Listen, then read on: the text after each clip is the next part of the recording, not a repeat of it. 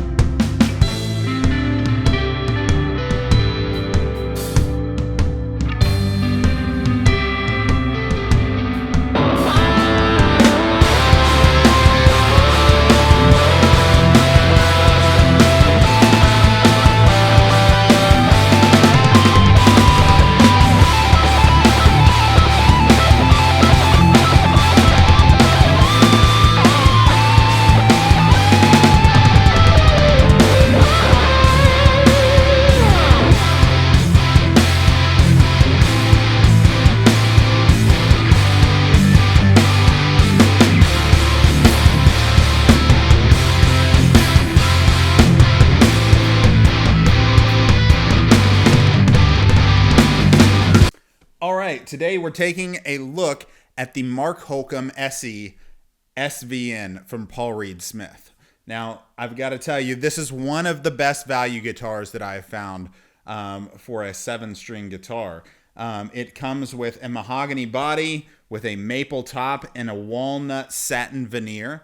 The neck is a maple satin and the fretboard is ebony with a 20-inch radius. The scale length is 26.5 inches, so you get a little bit more tension for the lower strings, so that gives you a little bit more clarity, which is great because it works perfectly with the Alpha and the Omega humbuckers from Seymour Duncan, which comes with a push-pull coil split system, so you can still get some of those clean tones that you're going to hear in a lot of modern progressive music like Periphery.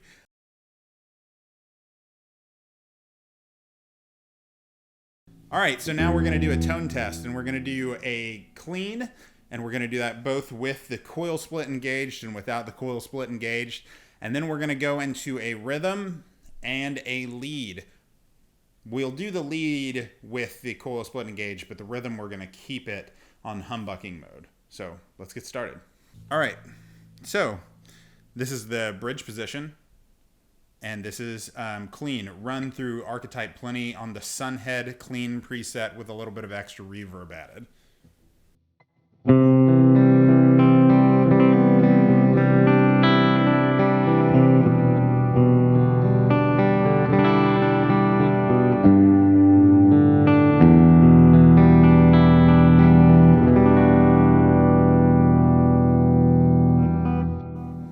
Here's the middle position.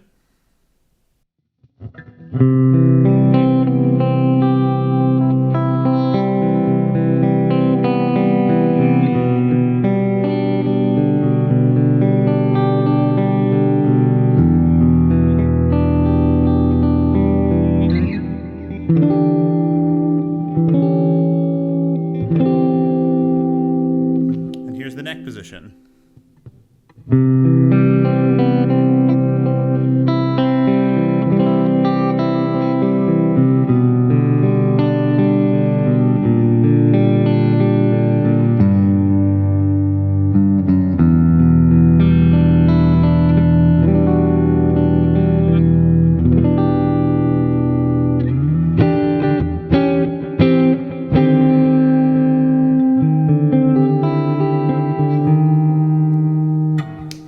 Here's with the coil split engaged on the bridge.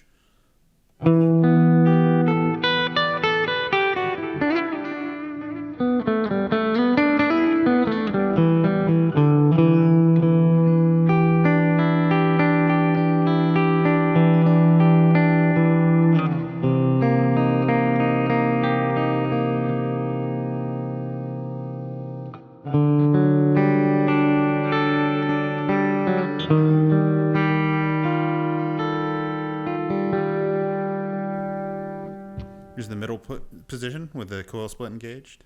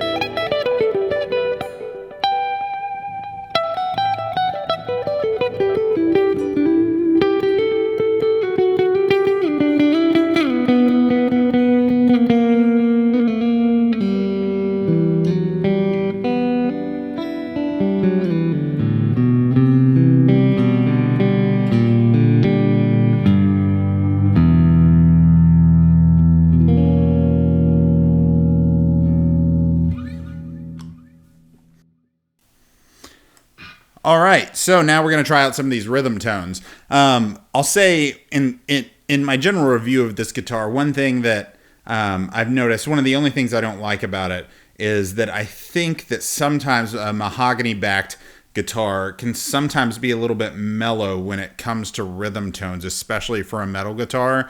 I think it brings out a little bit more of the lower end and the mid-range. And for modern metal, sometimes I think that sometimes can muddy it up a little bit. So I think sometimes you end up correcting a little bit of that in post kind of often. This has a mahogany back, obviously, which I think as a tone wood does tend to be a little bit mellower. I think it makes up for it a little bit in that the top, where the pickups are going to be mainly closest to is maple, so it's going to get a little bit more of the snappiness that comes associated with that. Obviously, the veneer really doesn't have much play in terms of the tone wood itself. But anyway, that was just one of the things I noticed when working with this guitar. So let's test this out. We're going to do some more metally, djenty rhythms using Archetype Abasi on a preset called Tempered Steel that I got off one of the Neural DSP forums. So it's definitely worth checking out there. We're not going to really work too much with the neck pickup on this, just simply because there's not a whole lot of rhythm that we're going to be doing heavily distorted. We will do the middle pickup, and then I'll set it on the bridge just so you can see what it sounds like once the coil split is engaged. So let's try out a couple of these rhythms.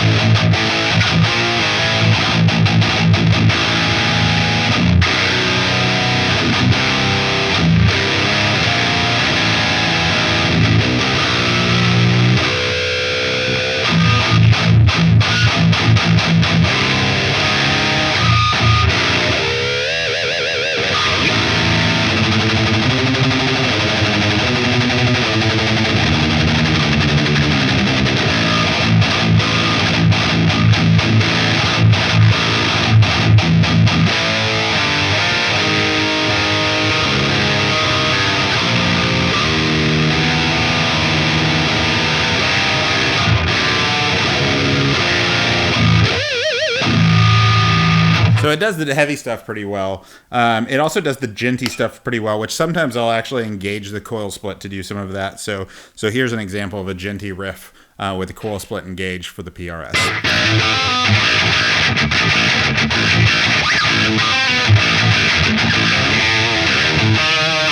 And here's an example of the same riff with a humbucking engaged. So you can see the difference.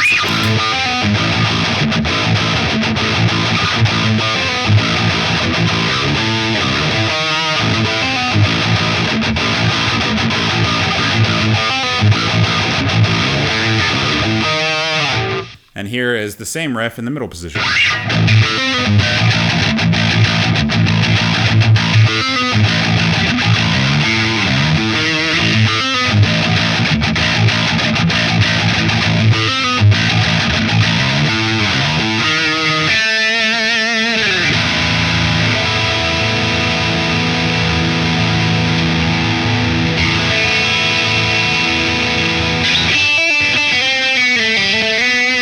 Got that sort of quacky sound to it. It seems to be more associated with the middle pickup than anything else, because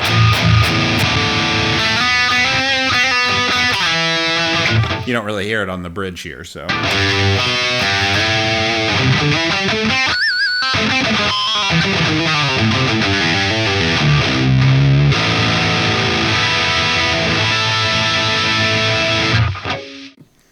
All right, so we're going to do some lead tones now, but I really wanted to do something a little bit different to show how versatile this instrument can be. While it has things about it that I would change if I were designing the guitar, it is a really versatile instrument. And so we're going to test it out actually using Archetype Corey Wong and running a preset that's made more for some more bluesy application. And the intro had a little bit more high gain in it so you could hear what it was like with a good pick attack. But I really want to showcase what this can do with your coil split on here. So we're going to try it out and see what else, other sounds we can get out of it.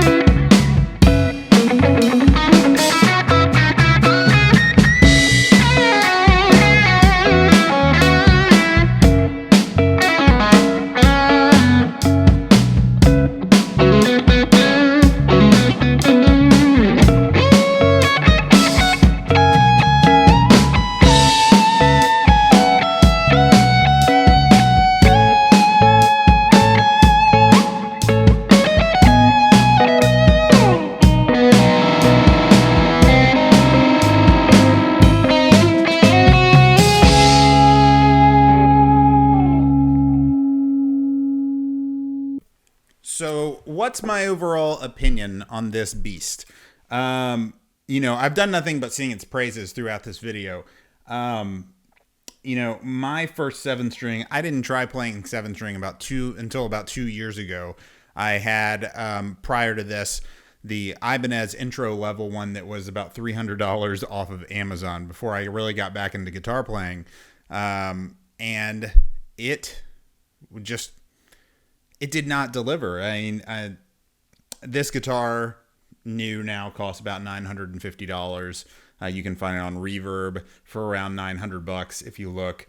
But the Ibanez that I got, it's like when you get your first Squire or your first guitar and you try it out and all it does is hurt your fingers and the action's super high and there's nothing about it that makes it sound cool in any way.